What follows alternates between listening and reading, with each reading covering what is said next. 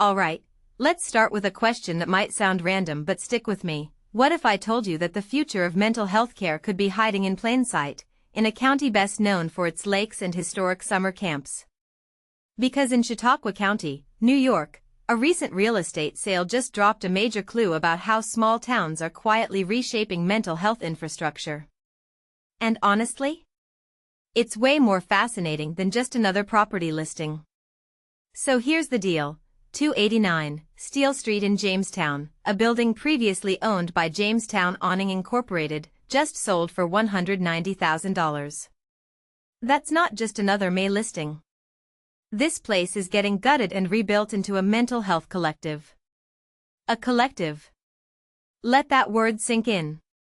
Instead of the usual setup where therapists work solo or in hospital systems, this is a shared space for mental health pros to collaborate. No walls, no silos, just a bunch of specialists under one roof.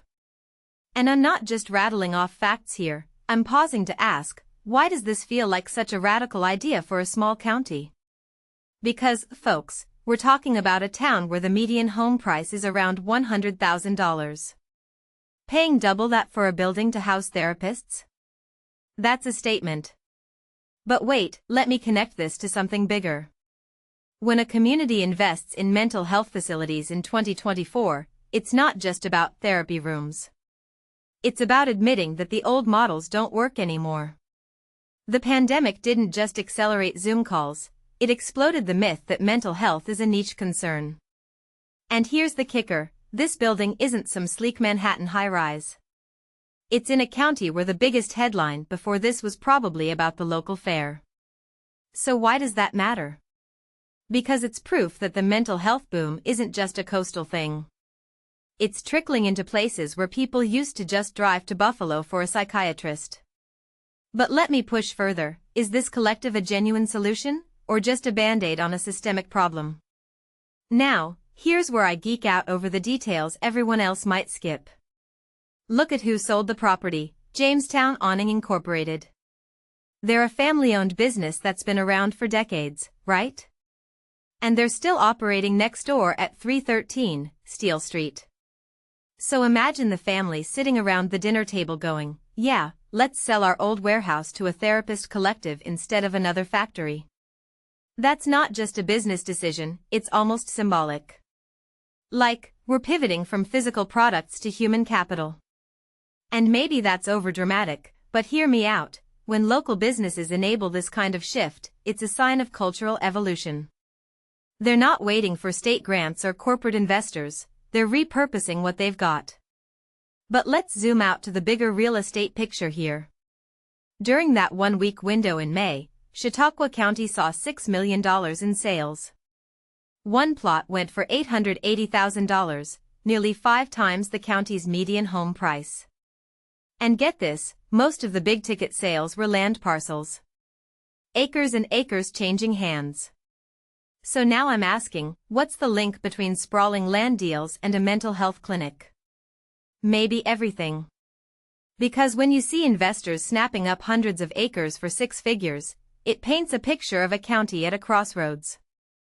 On one side, rural land as an investment vehicle. On the other, repurposing existing buildings for community services. It's two visions of the future clashing quietly in upstate New York. And this is where I get speculative. What if this Steele Street deal is the more radical investment? Sure, buying 270 acres for $632,000 might sound flashy, but turning a single building into a mental health hub? That's urban density thinking in a place where everyone's used to spreading out. It's betting on collaboration over isolation. And honestly, maybe that's why the price tag feels lowball. $190,000 for a mental health facility in 2024? That's either optimism or naivety. Or both. Because here's the reality check, therapy collectives fail all the time when they don't have funding. So will this one survive? I don't know. But the fact that it's even happening here? That's the story. Let me wrap this up with a thought that's been nagging me. We're all obsessed with tech-driven mental health solutions, apps, AI chatbots, etc. But what if the real innovation is dirtier, messier, and way less glamorous? Like, taking an old awning factory and saying, hey, this is where healing happens now.